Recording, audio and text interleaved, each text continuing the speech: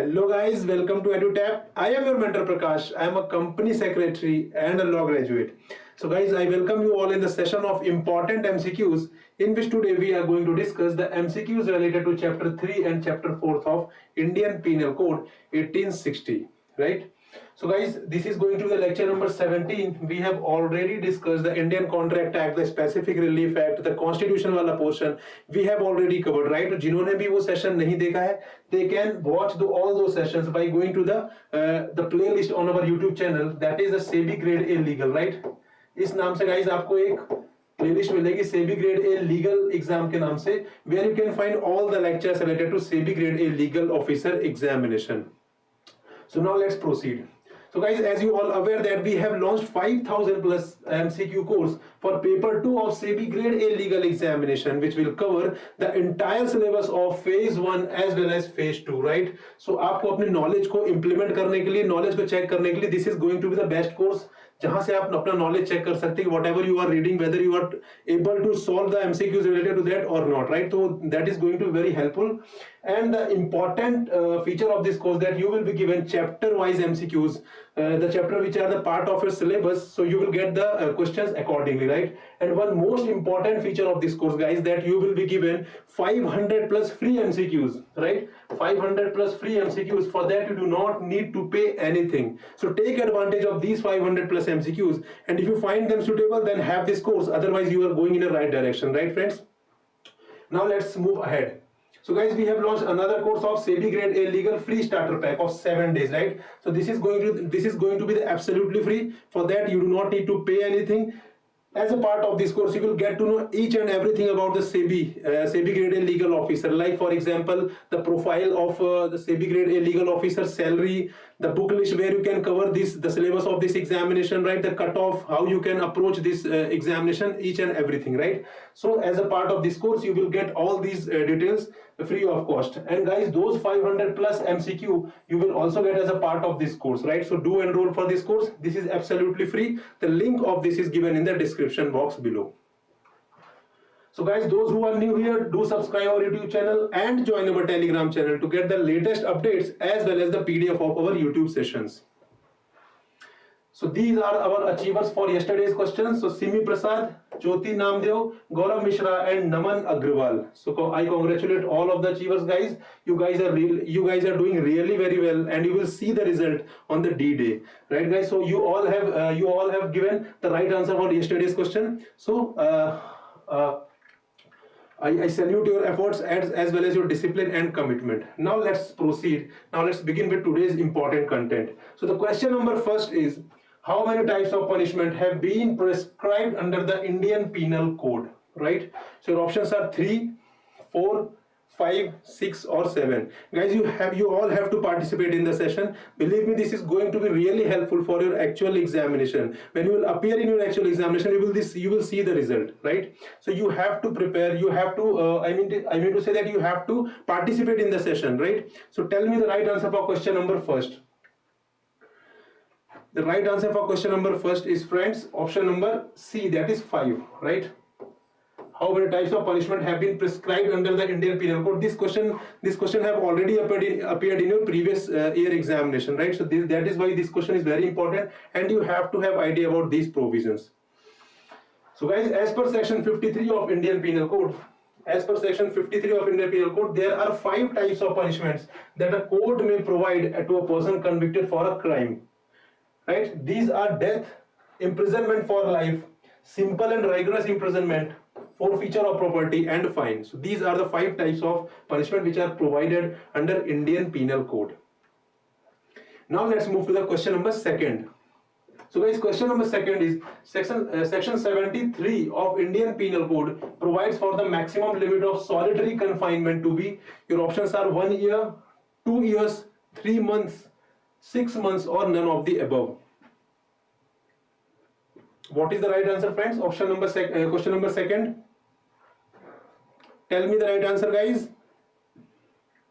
So the right answer for this question is option number C, that is 3 months. So if you read section 73 of Indian Penal Code, so it is written there that whenever any person is convicted of an offense for which under this code the court has power to sentence him to rigorous imprisonment, the court may by its sentence order that the offender shall be kept in a solitary confinement for any portion or portions of the imprisonment to which he is sentenced, not exceeding 3 months in the whole. Guys, read this line very carefully. It is written that not exceeding 3 months in the whole. It is not like that you have that a solitary confinement can be given in a one go, right? So it can be given in partial terms also, right guys? So I hope you got it. Now let's move to the question number third. So question number third is, as per section 57 of the Indian Penal Code, in calculating fractions of terms of punishment, imprisonment for life shall be reckoned as equivalent to imprisonment for, your options are 14 years, 10 years, 20 years, 7 years, or none of the above. Guys, I request you all to participate in the session, as well as first of all mark your question number, then mark your answer, so that I do not get confused what question you are referring here. First write the question number, then mark your answer, right?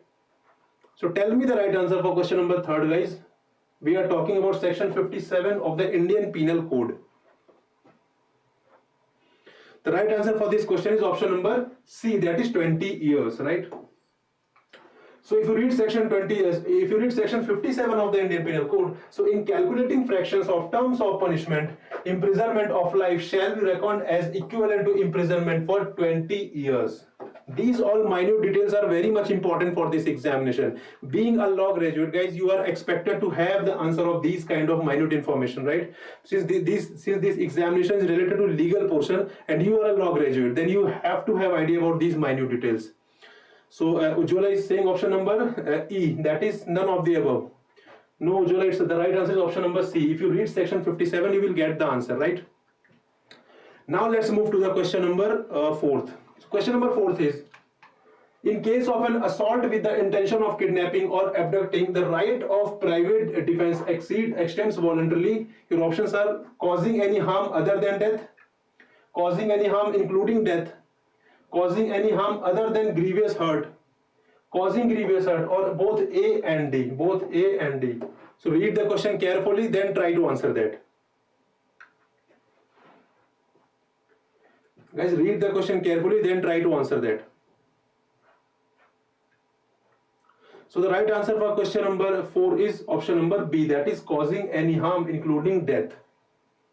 So as per section 100, it provides that in case of an assault with intention of kidnapping or abducting, the right of private defense extends voluntarily, causing any harm including death also, right? So these kind of questions can be framed from the provision itself. So that is why you have to keep revising these things, so that you will get the idea what kind of questions can be asked from any particular provision of the act. Now let's move to the question number 5th. So question number 5th is a case study which is very important as well as very, you can say, the favorite area of the examination conducting body, right? So A met with an accident and became unconscious, right? Then he was taken to the hospital by the police and there was none of identify him. Then the surgeon performed an operation on him to save him, but A died, right? Later on A died. The police prosecuted the surgeon for murder on a complaint by A's relative. Is surgeon liable? The question is surgeon liable? So your options are surgeon is liable for punishment. Option number B is surgeon should have taken approval from A's relative before performing operation, right? Then next is, as surgeon done the same in good faith and for the benefit of A, and it was impossible to get consent in the time, the surgeon is not liable. Then surgeon is not liable as it is a responsibility of the police to contact with A's relatives. Last is none of the above. So now tell me the right answer for question number 5th. Read the case properly from IPC, from Indian Contract Act, from Law of Torts. Case studies are frequently asked, right guys? So you have to have idea about how to implement the provisions, how to apply your theoretical knowledge in terms of case study. So that is why a lot of questions, around 8 to 10 questions, are asked as a case study, right? So you have to have idea about. The right answer for question number 5th is option number C, that is, as surgeon done the same in good faith and for the benefit of A, and it was impossible to get consent in the time, the surgeon is not liable, right?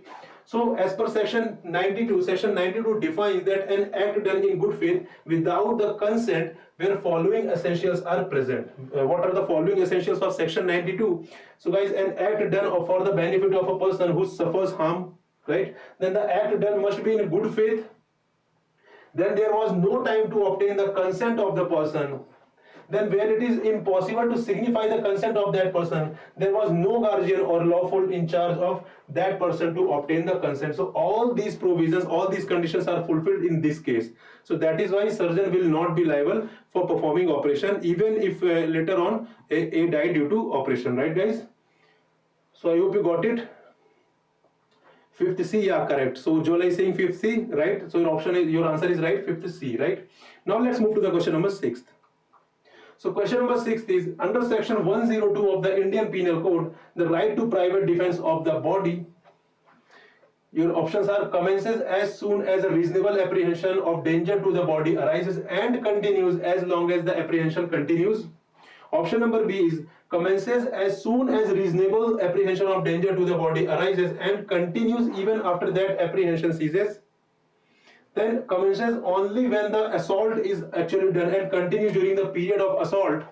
Then commences only when the assault is actually done and continues after the assailant has left. And last option is none of the above. So read the question carefully, then read the option carefully, then try to answer the question, right guys? So tell me the right answer for question number 6 after reading the question properly. So the right answer for question number 6 is option number A, that is commences as soon as reasonable apprehension of danger to the body arises and continues as long as that apprehension continues.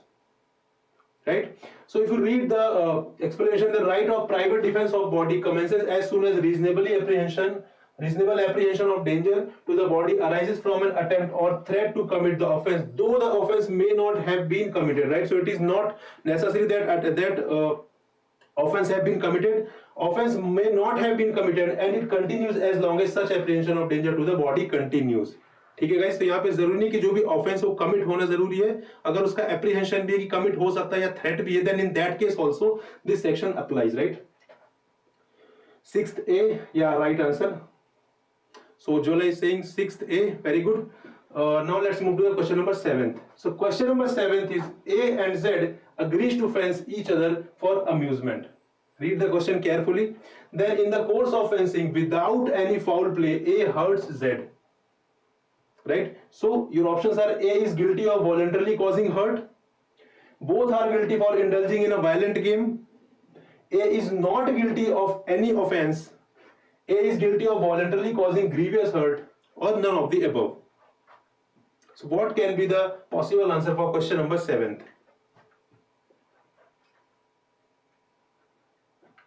Tell me guys the answer for question number 7th. We are covering as much as possible case studies because case studies are very important. If you talk about the questions from Indian Penal Code, Indian Contract Act, Law of Torts, so these are favorite areas from where case studies are frequently asked, right guys? So that is why we are practicing case studies, so that you can solve, you can try to connect your theoretical knowledge with the case study, right? You can easily apply and you can solve in your actual examination.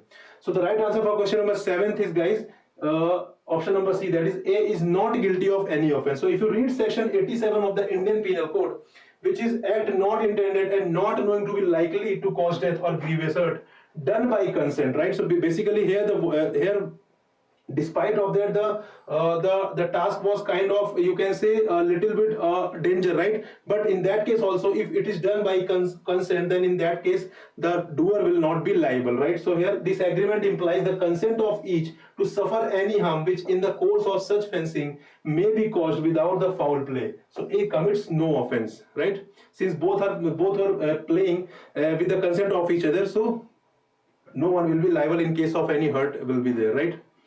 So Siva Kumar is saying option number D. No, it's option number C, Siva. Right? It is going to be the option number C. Read the question properly. Then it is mentioned under section 87 of the Indian Penal Code. Now let's move to the question number 8. So question number 8, again a case study. A in good faith for his child's benefit without the consent of his child has his child cut for the stone by a surgeon, knowing it to be likely that the operation will cause the child's death, but not intending to cause the child's death, right?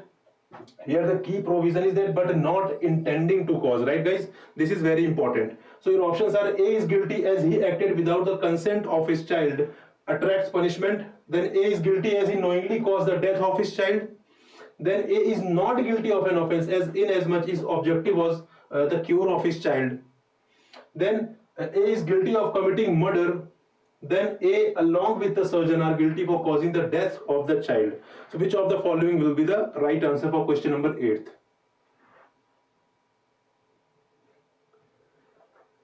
So guys, tell me the right answer for question number 8. So the right answer for question number 8 is option number C, that is A is not guilty of an offense as inasmuch his object was the cure of his child, right? So if you read section 89 of the Indian Penal Code, you will get the same, you will get to know the provisions related to this, which covers act done in good faith for the benefit of child or insane person by consent of guardian, right? So this is the provision related to this case law is covered under section 89 of the Indian Penal Code. Now let's move to the question number 9th. So question number 9th, again case study. A surgeon in good faith communicates to patient his opinion that he cannot live, right? The patient dies in consequence of the shock. Then is A liable? The question is A liable? So your options are: A is guilty as he should have withheld the communication. Then A is not guilty as he rightly discharged his duties.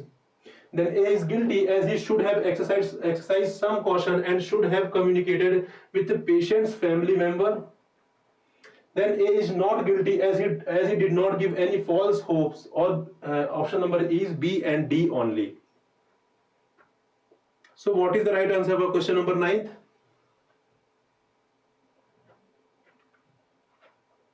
Tell me guys the right answer for question number 9th. So the right answer for question number 9th is option number E, that is B and D only. That is A is not guilty as he rightly discharged his duties, and D is A is not guilty as he did not give any false hopes. Ujjwala is saying option 9th E. Yeah, correct. Your answer is right. Then if you read section 93, so it is related to communication made in good faith.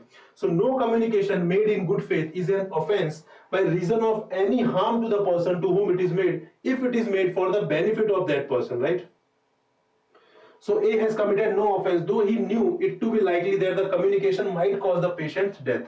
So in that case, A will not be liable. Right, so Ujjwala is saying option number E, and Shiva Kumar is also saying option number C, right? Option number E. So both are correct. Now let's move to the last question of the day. So question number 10th is: an act done by me against my will is not my act. Read the phrase properly. An act done by me against my will is not my act. So which of the following maxim propounds this principle? So your options are: actus non facit reum nisi mensit rea. Then de minimis non curat lex, necessitas non habet legem. Then ignorantia fact excusat and ignorantia juris non excusat, or actus me invito factus non est mens actus. So which of the following maxim covers this phrase, right? Tell me the right answer, guys. Being a law graduate, you must have idea about these maxims, because there is a separate topic in your syllabus, important Latin terms and maxims, which you will read by through covering all the topics mentioned in your syllabus. Like in IPC, you can cover these kind of maxims. So tell me the right answer. This is the last question for the day. You have to tell the answer. What is the right answer for question number 10th? Ujjwala is saying option number E, that is actus me invito factus non est mens actus, right? Okay. So let's see the right answer. So right answer for this question is option number E, right? So Ujjwala is correct. Shiva Kumar is saying option number A. No, Shiva, it's option number E. Option number A is discussing about mens rea, right? Which is a guilty mind. So if you read, if you see all the maxims here, so actus non facit reum nisi mancit reum means that the act does not constitute guilt unless done with a guilt intent, right? So this maxim propounds this principle. Then next is de minimis non curate lex. This explains law does not notice trifles, like very minor things, right? Then necessitas non habet legem means necessity knows no law. Then ignorantia fact excusat, ignorantia juris non excusat. Ignorance of fact is excusable, ignorance of law is not excusable. So these are the 4 maxims, and 5th one is this one, that an act done by me against my will is not my act. Right guys, so I hope you enjoyed the session, and these were all the 10 questions for the day, and this is the question for achievers which you have to solve by making comment, so that those who will make the right comment, they will their name will be shown in tomorrow's session, right? That is on Monday session. Then your question is section 82 of the Indian Penal Code provides that nothing is an offense which is done by a child under your options. Your options are 6 years of age, 8 years of age, 10 years of age, 9 years of age, or 7 years of age. So guys, which of the following is right? You have to make comment for this, right? You have to make comment in the comment box. So if you will make the right comment, we'll show your name in the next session, right guys? So I hope you enjoyed the session and learned a lot of new things. We'll cover another important session. We'll come out with another important information for your examination. But if you feel any doubt, if you have any query regarding this examination, your preparation, the content, so guys, you can let us know in the comment box. We'll definitely come up with a video which will help you to clear this examination, right? So I will meet in the next session. Till then guys, goodbye and have a good day.